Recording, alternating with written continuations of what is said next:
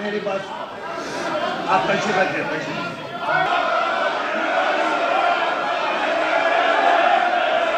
जो हमने banner show किया था भाजपा वालों के ये हजम नहीं होता है, तो इस वजह से उन्होंने हमला किया। उनकी सरकारी करने के लिए उनके पानी को ये वो लोग हैं जो ना भारत माता के, ना देश के, ना किसी और के, ये सिर्फ अपने आप के। कुछ बीमारियां ऐसी हैं जो बताई नहीं जाती। हम इस देशद्रोही एजेंडे को लागू नहीं होने देंगे। भारत को जोड़ने की बजाय भारत को तोड़ने का प्रमाण दे रही है।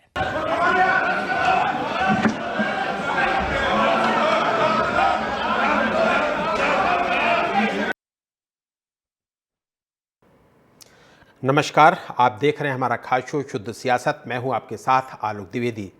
मोदी सरकार ने 5 अगस्त 2019 को आर्टिकल 370 के प्रावधान निरस्त कर जम्मू कश्मीर के विशेष राज्य के दर्जे को हटा दिया था और इस फैसले को सुप्रीम कोर्ट भी सही ठहरा चुका है। लेकिन कुछ पार्टियों के सिर पर अभी भी 370 का भूत सवार है। आज जम्मू कश्मीर विधानसभा में यही दिखा जब कश्मीर रीजन की पार्टियों में आर्टिकल 370 की बहाली को लेकर क्रेडिट वार की होड़ हुई और पूरा सदन अखाड़े में तब्दील हो गया। दरअसल नेशनल कॉन्फ्रेंस की तरफ से बुधवार को डिप्टी सीएम ने विधानसभा में एक प्रस्ताव रखा था जिसमें आर्टिकल 370 को बहाल करने की मांग रखी गई थी। इस प्रस्ताव पर उस दिन भी हंगामा हुआ था और आज भी जब नेता विपक्ष सुनील शर्मा सदन में बोल रहे थे तब तिहाड़ जेल में बंद सांसद राशिद इंजीनियर के भाई और विधायक खुर्शीद अहमद शेख 370 की बहाली वाला पोस्टर लहराने लगे, जिससे बीजेपी विधायक भड़क गए। इसके बाद सत्ता पक्ष और बीजेपी विधायकों के बीच हाथापाई और मारपीट हो गई, जिसके बाद मार्शलों ने हंगामा कर रहे विधायकों को बाहर कर दिया। दरअसल जम्मू कश्मीर चुनाव में नेशनल कॉन्फ्रेंस और पीडीपी समेत कई पार्टियों ने आर्टिकल 370 बहाल करने का वादा किया था। ये वादा पूरा करने का जो श्रेय है वो इनके हाथ में नहीं है, इसके लिए संघर्ष करने का मैसेज देने की पूरी कोशिश कर रही हैं ये पार्टियां। उधर बीजेपी इस मामले में सीधा कांग्रेस आलाकमान को घेरने में जुट गई है।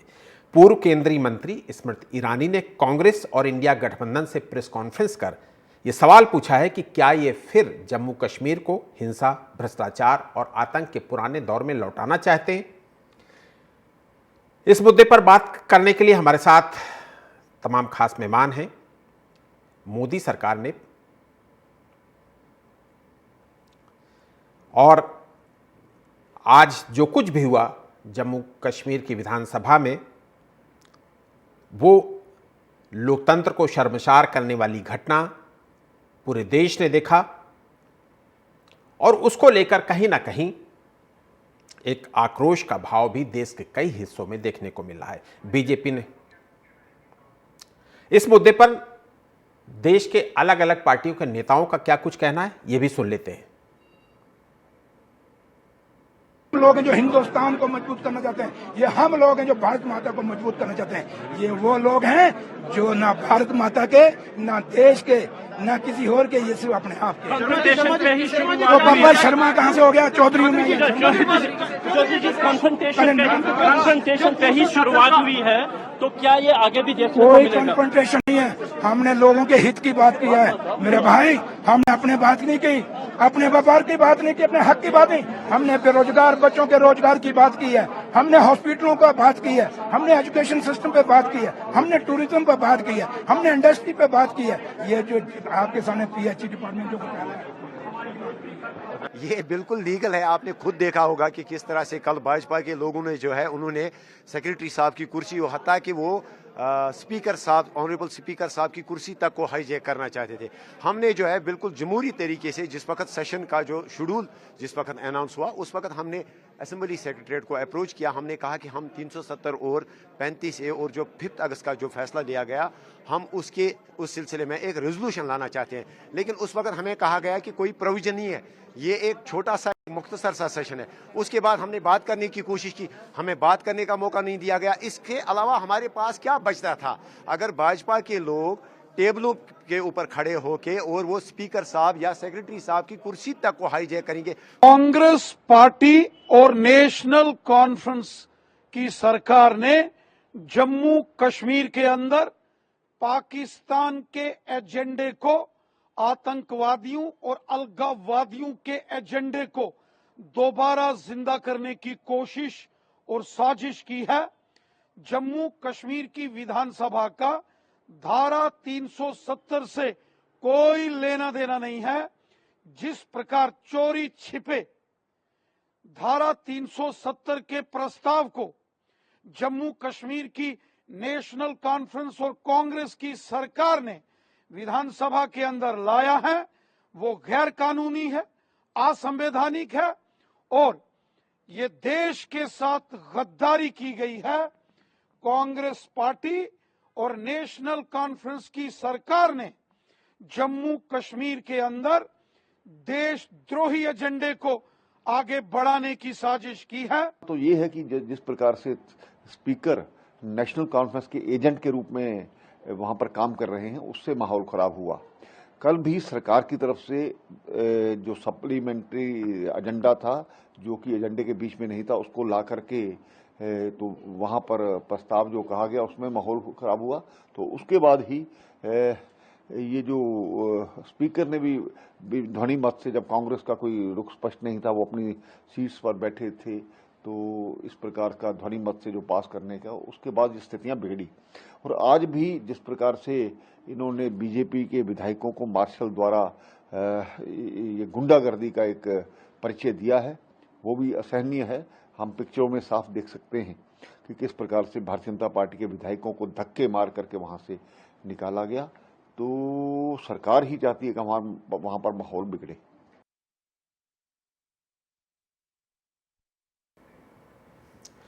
तो ये घटना जिसने पूरे देश में लोकतंत्र को शर्मसार किया है, और चूंकि अभी थोड़े दिनों पहले ही जम्मू कश्मीर में विधानसभा चुनाव खत्म हुए हैं और वहाँ की जितनी भी रीजनल पार्टियां थीं, उन सब का एक ही एजेंडा था, 370 और 35A को हटाने की बात की गई थी। हालांकि ये भी वो पार्टियां जानती हैं कि उनके द्वारा विधानसभा में जो प्रस्ताव पास कराए गए हैं उनका कोई मोल नहीं है, और शायद यही वजह है कि जम्मू कश्मीर के मुख्यमंत्री उमर अब्दुल्ला ने भी ये कहा कि हमने अपना काम कर दिया है, क्योंकि उनको भी पता है कि बगैर राष्ट्रपति के अनुमोदन के, बगैर संसद के अनुमोदन के अब 370A खत्म करना एक इतिहास बन गया है। और सबसे बड़ी बात कि सुप्रीम कोर्ट के 5 जजों की बेंच ने इस पर मुहर लगाई है, तो इसलिए अब इस विधानसभा में जो प्रस्ताव पास कराया गया है उसका कोई औचित्य बनता ही नहीं है। मेरे साथ पॉलिटिकल एनालिस्ट नवीन जी है, मैं उनसे भी यही सवाल ले लेता हूं कि नवीन जी, ये सिर्फ सियासी गेम है, अब मुझे तो नहीं लगता कि इसका कोई औचित्य बनता है और इसकी कोई एक तरीके से कोई इसकी मान्यता भी है जो विधानसभा में प्रस्ताव पास कराया गया है। और आलोक जी, इसका कोई अगर आप देखें तो महत्व तो नहीं है, ये केवल एक राजनीतिक महत्वाकांक्षा कह लीजिए, अपने वोटरों के बीच में एक संदेश भेजने का जरिया कह लीजिए कि साहब देखिए हमने 370 हटाए जाने का विरोध किया, उसके लिए हम प्रस्ताव लेके आए। इससे अधिक कुछ भी नहीं है, क्योंकि देखिए अगर कानूनी परिप्रेक्ष्य में देखें तो कानूनी परिप्रेक्ष्य में इस तरीके का कोई प्रस्ताव कहीं स्टैंड नहीं करता है। 370 से हटाने का मामला पूरी तरीके से केंद्र के अधिकार क्षेत्र में है और उसके हिसाब से वो हटाया गया है, जिस पर सुप्रीम कोर्ट ने अपनी मोहर लगाई है।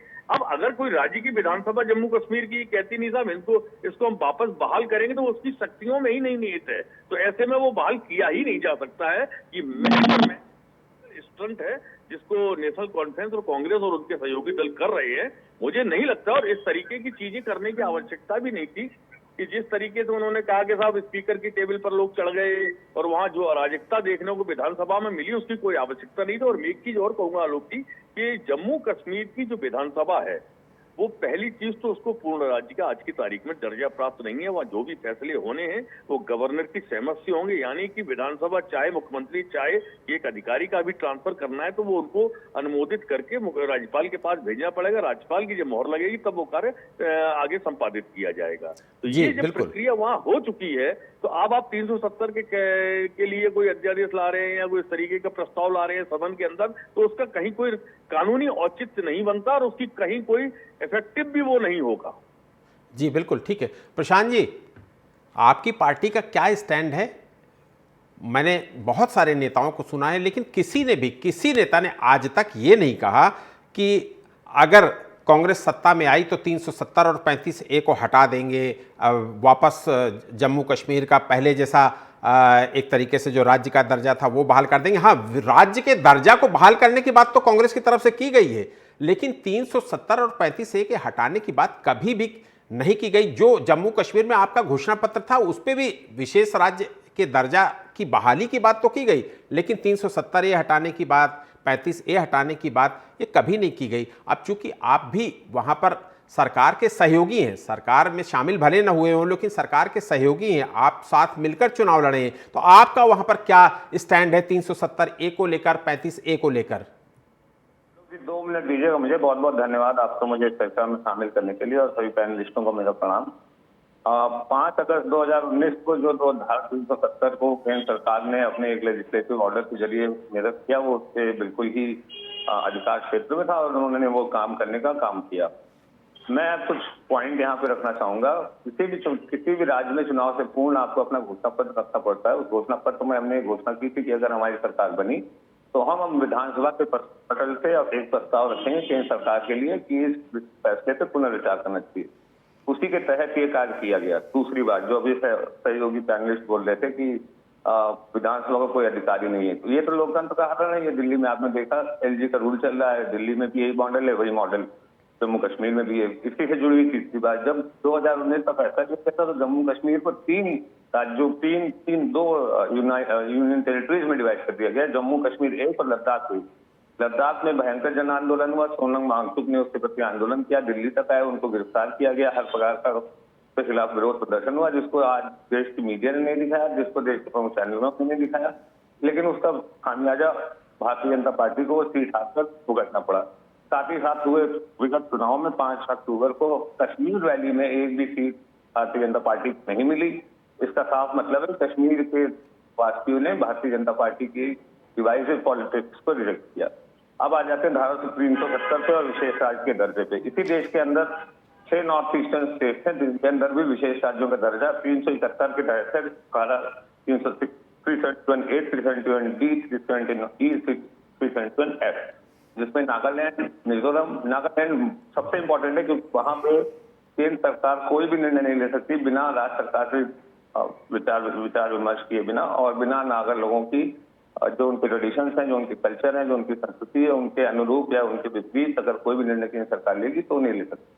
सिमिलरली मिजोरम में, सिमिलरली असम में, सिमिलरली नागालैंड में, सिमिलरली अरुणाचल प्रदेश में, यहाँ तक कि गुजरात और महाराष्ट्र में भी विशेष राज्य का दर्जा मिला हुआ है, जिसके तहत सौराष्ट्र में, कच्छ में, विदर्भ में वहाँ के विकास बोर्ड बने हुए हैं। वो भी धारा 371 के तहत ही। धारा 371 और धारा 370 में फर्क दिखता था कि धारा 370 एक अस्थायी धारा थी, तो केंद्र सरकार ने वहां पे विलय के लिए एक ऑप्शन दिया था जम्मू कश्मीर के राजा, उस समय तत्कालीन राजा हरि सिंह को, कि आप विलय कर जाइए, आपके संविधान को, आपके लोगों की ट्रेडिशन को हम रक्षा करेंगे, लेकिन समय आने पर आप हमारे साथ विलय करने के बाद इस धारा को हटा दिया जाएगा। इसलिए 370 टेम्परेरी धारा थी, जिसको हटाया जाना ठीक था, लेकिन उस राज्य का विभाजन कर देना, आपने इतिहास में 1947 तक आज रीजनल आइडेंटिटीज पे और भाषाई आइडेंटिटीज पे राज्य बनते देखे होंगे, जैसे उत्तराखंड, जैसे झारखंड, जैसे छत्तीसगढ़, जैसे तेलंगाना, लेकिन आपने कभी जैसे हरियाणा, पंजाब का हिस्सा हुआ करता था, हरियाणा, गुजरात हिस्सा हुआ करता था, ग्रेटर महाराष्ट्र का, वो भी भाषा वो राज्य बना था। लेकिन आपने कभी भी इतिहास में ये नहीं देखा होगा कि किसी राज्य का विभाजन कर दिया जाए, उसको 2 यूनियन टेरिटरीज में परिवर्तित कर दिया जाए और वहां पे LG का रूल कर दिया जाए। दिल्ली की विधानसभा का प्रथम चुनाव 1993 में हुआ था। मदन लाल खुराना जी चीफ मिनिस्टर, क्या दिल्ली उस समय पूर्ण राज्य था? नहीं था, दिल्ली यूनियन टेरिटरी थी, लेकिन दिल्ली की विधानसभा के पास सभी को आधिकारिक और लेजिस्लेटिव राइट्स थे, जिसके तहत वो दिल्ली का एडमिनिस्ट्रेशन चला सकते थे। क्या वो आज स्थिति है? नहीं है। वही स्थिति जम्मू कश्मीर में करती गई। और रही बात विधानसभा में हुई और किसी भी अप्रिय घटना की, तो उसकी भर्त्सना की जानी चाहिए, लेकिन क्या ये पहले नहीं हो चुका है? तो 1993-94 में चले जाइए उत्तर प्रदेश के, आप उसकी न्याय होंगे। माया मैगजीन में मैंने बचपन में पढ़ा था किस प्रकार से स्पीकर के जो माइक उखाड़ कर पड़ लेते। जी बिल्कुल, और भी देश के कई राज्यों की विधानसभा में इस तरीके से हो चुका है। ठीक है प्रशांत जी, आप हमारे साथ बने रहिए। नवरत्न जी भी हमारे साथ जुड़ गए हैं, बीजेपी के प्रवक्ता हैं। नवरत्न जी, आपका स्वागत करूंगा इस चर्चा में शामिल होने के लिए। नवरत्न जी, आप लोग तो खुद को अनुशासित बेहद अनुशासित बताते हैं। आपके विधायकों की तरफ से भी मारपीट, हंगामा, जो कल से लेकर आज तक दृश्य देखा गया जम्मू कश्मीर विधानसभा चुनाव में, वो आपके कंडक्ट पर भी, आप पर भी क्वेश्चन मार्क कहीं न कहीं लगातार दिख रहा है। नमस्कार आलोक जी, जिस प्रकार आप बता रहे हैं, जम्मू कश्मीर विधानसभा में जो हंगामा हो रहा है या जो हंगामा हुआ है जिसमें भाजपा के विधायकों के बारे में आप बता रहे हैं, आप देख कोई अनहोनी जो घटना घट रही है, जिस प्रकार वहां के दो जो उमर अब्दुल्ला और फारूक अब्दुल्ला जो दोनों बाप बेटे सरकार चला रहे हैं, इन्होंने पहले दिन ही सरकार बनाते ही बोल दिया था, फारूक अब्दुल्ला और अमर अब्दुल्ला ने बोल दिया था, जो अच्छी शक्तियां जैसे मतलब जो लोग धारा 370 लगने के बाद कल्याण कर चले, जैसे आतंकवाद, जो टेररिस्ट थे, उन लोगों के लिए उन्होंने धारा, अब इनको इसलिए तकलीफ हो गई ना कि धारा 370 तक ही बची, वहां पर सारी चीजें के अनुसार होती है। अब इनको हटाने के लिए उन्होंने मारपीट शुरू करी। अब कोई अगर मारेगा तो विधायक हो या भाजपा का कार्यकर्ता उसमें हाथ बांध कर तो बैठेगा नहीं। हमारे भारत के लोकप्रिय प्रधानमंत्री आदरणीय नरेंद्र मोदी जी ने पहले दिन ही एक बात बोली थी कि धारा 370 जो लगी है वो किसी कीमत पर हटाई नहीं जाएगी। कश्मीर भारत का अभिन्न अंग था, है और रहेगा, तो कोई भी नहीं बदल सकता। धारा 370 को कोई भी नहीं हटा सकता। धारा 370 की सब समझ आ रहा है कि लड़ाई मारपीट जो झगड़े हो रहे हैं, फसाद हो रहे हैं, वो उसी चीज को लेकर के हो रहे हैं। जी ठीक है नवीन जी, विधानसभा चुनाव के दौरान नेशनल कॉन्फ्रेंस ने अपने मैनिफेस्टो में, अपने घोषणा पत्र में ये कहा था कि वो 370 की बहाली के लिए प्रयास करेंगे, और कल जब ये प्रस्ताव पास हुआ ना, उसके बाद मुख्यमंत्री उमर अब्दुल्ला का ये बयान आया कि हमने अपना काम कर दिया, यानी कि टोटल सियासी ड्रामा। उमर अब्दुल्ला को भी पता है कि इस प्रस्ताव का कोई वजूद नहीं, इस प्रस्ताव के कोई माने नहीं, लेकिन ये कि हमने अपना प्रस्ताव पास कर दिया, हमने अपना काम कर दिया। कुल मिलाकर जो एक छवि होती है ना नेताओं की, वो इस पूरे प्रकरण में कहीं ना कहीं उजागर होती दिख रही है। बिल्कुल निश्चित तौर पर आलोक जी, देखिए तो उन्होंने अपनी जनता से वादा किया था और उन्होंने ये भी कहा था कि हम इसको वापस लाने का प्रयास करेंगे 370 को। उसी के क्रम में उन्होंने विधानसभा के पटल पर इस प्रस्ताव को रखा और बहुमत से पास करा लिया। ये जानते हुए, उमर अब्दुल्ला भी जानते हैं, फारूक अब्दुल्ला जैसे वरिष्ठ सीनियर नेता रहे हैं इस देश के, वो भली भांति जानते हैं कि भाई ये संभव नहीं हो सकता है, राज्य की शक्तियों में ये निहित ही नहीं है कि आप इस कार्य को संपादित कर सके। हाँ, आपने इसको प्रस्ताव पारित कर लिया, इसको आप उठा के केंद्र के पास भेज देंगे, केंद्र अपने पास रखे रहेगा या उसको कोई निर्णय तो होना नहीं है, पड़ा रहेगा, और आप ये कह देंगे साहब देखिए हमने तो उठा के अपना वहां भेज दिया, तो आगे की आने वाले समय में जो भी चुनाव होंगे वहां हम अपनी बात बली कर पाएंगे। साहब देखिए हमने तो ये प्रस्ताव जनता से जो वादा किया था उस वादे को पूरा कर दिया। अब सवाल इस बात का उठ रहा है आलोक जी कि जब ये सब चल रहा है और भारतीय जनता पार्टी भी अच्छी तरीके से जानती है, जम्मू कश्मीर में भारतीय जनता पार्टी के जो 29 विधायक हैं वो भी भली भांति जानते हैं, तो फिर ये हल्ला गुल्ला करने की जरूरत क्या थी? हमें वो दिन भी याद करना चाहिए कि जब संसद के अंदर थोड़ा सा सांसदों ने अपना विरोध जताया तो 147 सांसद इस संसद से निलंबित कर दिए गए थे। अब क्या वहां स्पीकर के अगर इनके 29 विधायकों को निलंबित कर देंगे तो स्थिति क्या बनेगी? फिर क्या लोकतंत्र की मर्यादाएं रह जाएंगी? क्या अनुशासन रह जाएगा? इतना उत्तेजित होने की भारतीय जनता पार्टी के विधायकों को मुझे नहीं लगता है कोई जरूरत थी, ये जानते हुए कि ऐसे किसी प्रस्ताव के अनुमोदित होने के बावजूद भी उसका कोई औचित्य नहीं होता है, उस पर कोई इम्पैक्ट आने वाला नहीं है। धारा 370 पैसे से हट चुकी है 2019 में, अब वो वापस रिस्टोर होने वाली नहीं है। ये सच्चाई है, इस सच्चाई को उमर अब्दुल्ला भी जानते हैं, फारूक अब्दुल्ला भी भली भांति जानते हैं। बावजूद इसकी केवल एक पॉलिटिकल स्टंट था, और पॉलिटिकल स्टंट में जो आग में घी देने का काम किया, मुझे लगता है कि भारतीय जनता पार्टी से जम्मू कश्मीर विधानसभा में ये एक बड़ी राजनीतिक चूक हो गई है, जिससे बॉल आज की तारीख में जो है विपक्ष के पाले में चली गई है, और विपक्ष जिस तरीके से हमलावर है वो निश्चित तौर पर उसकी गूंज मुझे लगता है झारखंड और महाराष्ट्र के चुनावों में भी दिखाई दी। प्रशांत जी, आप लोग भी समझते हो कि 370 और 35A के खिलाफ बोलने पर आपको कितना बड़ा नुकसान हो सकता है, इसलिए मुझे लगता है कि आप लोग भी बस बीच का रास्ता अपनाते हैं कि हमारा ये जो अल्पसंख्यक वोट है वो भी खुश रहे और हमारा बहुसंख्यक वोट वो हमसे नाराज ना हो, और हम लोगों ने आपका घोषणा पत्र भी विधानसभा चुनाव, जम्मू कश्मीर विधानसभा चुनाव में देखा था। उसमें आपने ये तो लिखा था कि हमारा पूर्ण राज्य का दर्जा देने के लिए कांग्रेस लड़ाई लड़ेगी, लेकिन 370 की बात क्लियर नहीं की, 35 की बात क्लियर नहीं की। कुल मिलाकर आप भी सियासी ड्रामा का हिस्सा हैं, आप भी बीच का रास्ता अपना रहे हैं कि हाँ ये भी खुश रहें, ये भी खुश रहें। आलोक जी, अभी बीच में आवाज तो ली थी, पूर्व पैनलिस्ट बोल रहे थे निलंबन का, तो उनको याद दिला दूं कि 108 सांसदों को एक साथ पूर्व लोकसभा में, पिछली लोकसभा में निलंबित कर दिया गया था। वो देश की बात ही उठा रहे थे, लेकिन उनको बिना कारण निलंबित कर दिया गया। दूसरी बात, अल्पसंख्यक बहुसंख्यक की बात आप कर रहे हैं। समस्त देश के भारतीय मतदाता जो 18 साल से ऊपर के और वयस्क है, जिसको वोटिंग देने का अधिकार है, वो मतदाता है। तो हमारे लिए सभी समान है, हमारे लिए कोई अल्पसंख्यक बहुसंख्यक है। तीसरी बात, हमने अपने घोषणा पत्र में बहुत साफ शब्दों में कहा था कि अगर हम चुन के आते हैं तो धारा 370 के मुद्दे को हम लोकतांत्रिक प्रक्रिया के तहत उठाएंगे और केंद्र सरकार के समक्ष पुनर्विचार के लिए रखेंगे। हमारे नेता राहुल गांधी को बहुत पहले ही बुलाया हुआ है कि अगर हमारी केंद्र में सरकार बनती है तो ये जो बहुत ही जरूरी फैसला हुआ है कि एक राज्य को 2 हिस्सों में कर दिया जाए, उसको यूनियन टेरिटरी बना दिया जाए और उनके सारे अधिकारों को छीन लिया जाए और उनको सीमित कर दिया जाए, इसको हम पढ़ेंगे। ये टाइम में कोई भी बदलाव न पहले था, न आज है, न आगे होगा। धन्यवाद जी। ठीक है नवरत्न जी, कल और आज जो कुछ भी हुआ जम्मू कश्मीर में, उसको लेकर बीजेपी हाईकमान की तरफ से एक प्रेस कॉन्फ्रेंस की गई, जिसको स्मृति ईरानी ने संबोधित किया। स्मृति ईरानी ने पूरी प्रेस कॉन्फ्रेंस में जो टारगेट किया वो सिर्फ और सिर्फ कांग्रेस को टारगेट किया, गांधी परिवार को टारगेट किया। इसके पीछे क्या रणनीति है? क्या महाराष्ट्र और झारखंड चुनाव को देखकर टारगेट किया गया, क्योंकि वहां पर आपकी प्रतिद्वंदी के रूप में कांग्रेस ही है, बाकी वहां के जो रीजनल पार्टियां वो नहीं है वहां पर। और नेशनल पॉलिटिक्स में भी, राष्ट्रीय राजनीति में भी आपकी मुख्य प्रतिद्वंदी कांग्रेस ही है। जबकि जम्मू कश्मीर के हालात आप जान रहे हैं, वहां पर 6 एमएलए हैं, उनकी भी कितनी बेकदरी है वो भी आप जानते हो, सब कुछ जानते हो।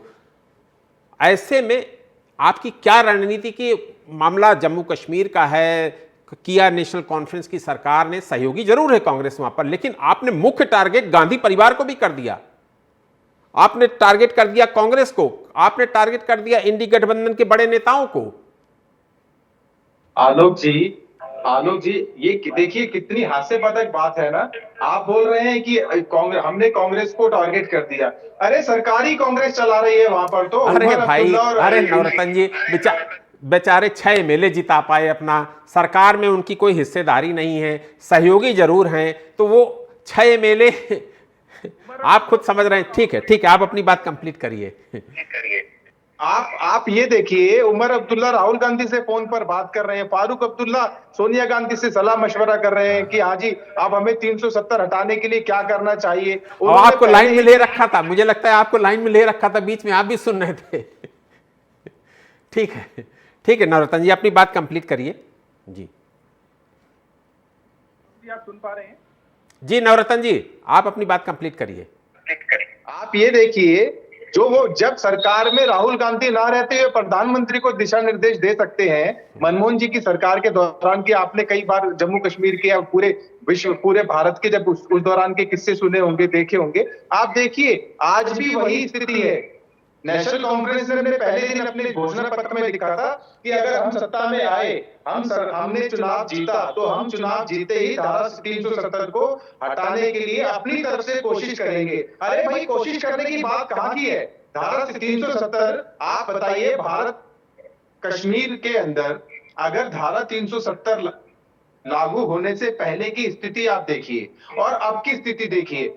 पहले कितनी पत्थरबाजियां होती थी, पहले कितने मासूमों को मारा जाता था, कुचला जाता था। आपने वो दौर भी देखा होगा जिसके ऊपर कश्मीर फाइल बनी है।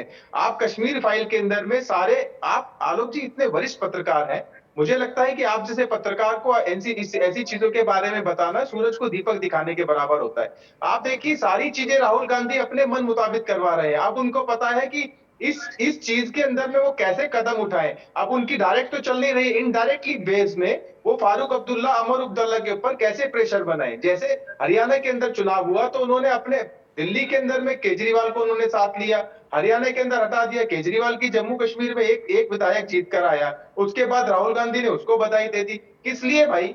अगर उनको कुछ नहीं करना था तो उनको इस चीज के ऊपर भाजपा का समर्थन करना चाहिए कि नहीं, धारा 370 लगी है, ये कश्मीर, ये धारा 370 हिंदुस्तान में जम्मू कश्मीर के फायदे के लिए लगी है। उसके लाभ सीधा सीधा जम्मू कश्मीर की आवाम, जम्मू कश्मीर के लोगों के पास जाते हैं।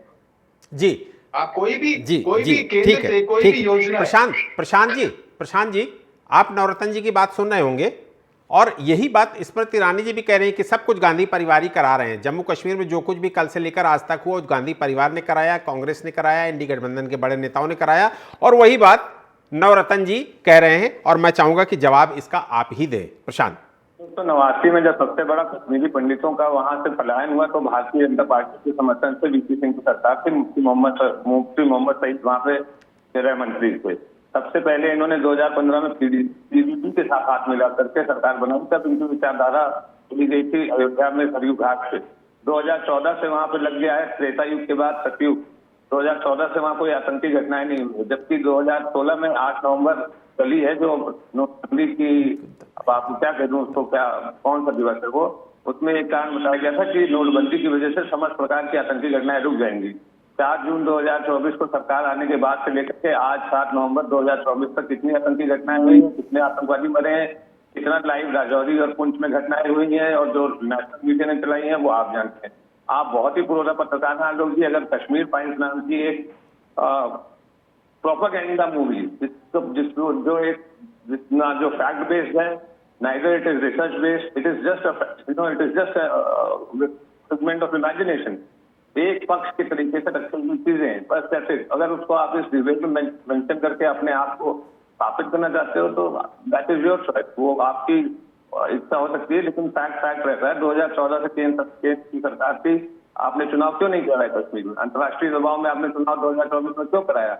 आपने महाराष्ट्र झारखंड के चुनाव अलग अलग क्यों कराए? आज तक बहनगर मालिका मुंबई का बीएमसी का चुनाव क्यों नहीं हुआ? ऑपरेशन लोटस के तहत सरकारों को कैसे तोड़ करके जिस पार्टी के साथ हाथ मिलाते हो? अभी बात हो रही थी बात करने की, मैं कल पूनम महाजन का इंटरव्यू देख रहा था सौरभ द्विवेदी के साथ लंदन टॉप पे। पूनम महाजन से सौरभ द्विवेदी ने पूछा क्या आपकी बात होती है उद्धव ठाकरे से? उन्होंने बोला बिल्कुल होती है, उनकी वाइफ मेरी भाभी है। अब इसका क्या मतलब निकल जाए? पूनम महाजन भारतीय राष्ट्रीय युवा मोर्चा की अध्यक्ष रह चुकी हैं, प्रमोद महाजन जी की पुत्री है, नॉर्थ ईस्ट सेंट्रल से सांसद रह चुकी हैं। इस बात का कोई मतलब निकाला है? राजनीति में लोग एक दूसरे से लेकिन प्रशांत यहाँ देखिए, राजनीतिक संबंध और व्यक्तिगत संबंधों में फर्क होता है और बहुत सारे ऐसे संबंध होते हैं जो व्यक्तिगत होते हैं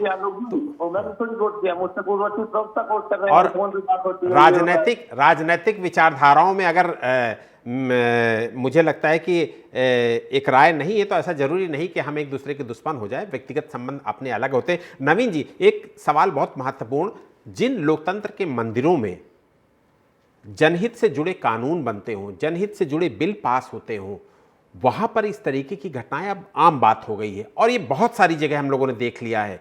ऐसे में निश्चित रूप से जनता के मन में अपने जनप्रतिनिधियों के लिए कैसे सम्मान जागृत हो? जब अपने चुनाव से पहले रखे गए वादों मैनिफेस्टो पे अगर अपने टिके रहेंगे तभी तो उनका सम्मान होगा। आप तो सिलेंडर बांट रहे थे, आप तो 2 करोड़ नौकरियां दे रहे थे, आप तो 2022 में हर घर पे तक दे रहे थे, आप तो हर 2022 में किसानों की आय तिगुनी कर रहे थे, होगी क्या? जी ठीक है, वक्त हमें इतने की इजाजत देता है, इसलिए नवीन जी आपका, प्रशांत जी आपका और नवरत्न जी आपका, तीनों का शुक्रिया करूंगा। आर्टिकल 370 हटाने का मुद्दा बीजेपी के गठन से ही उसके कोर एजेंडे में शामिल रहा है और इस पर बीजेपी ने देश का जनमत भी बनाया है। इसलिए जम्मू कश्मीर की या क्षेत्रीय पार्टियों के अलावा किसी भी राष्ट्रीय पार्टी के लिए आर्टिकल 370 की बहाली का वादा करना आसान नहीं है। कांग्रेस भी ये बात समझती है, लेकिन जम्मू कश्मीर में सरकार उसके सहयोग से चल रही है, इसलिए बीजेपी नेशनल कॉन्फ्रेंस का वादा कांग्रेस के मत्थे मढ़कर उसे घेरने की कोशिश कर रही है। यही सियासत है। बहरहाल मुझे दीजिए इजाजत और आप देखते रहिए देश और दुनिया की बड़ी खबरों के लिए टीवी 27 न्यूज।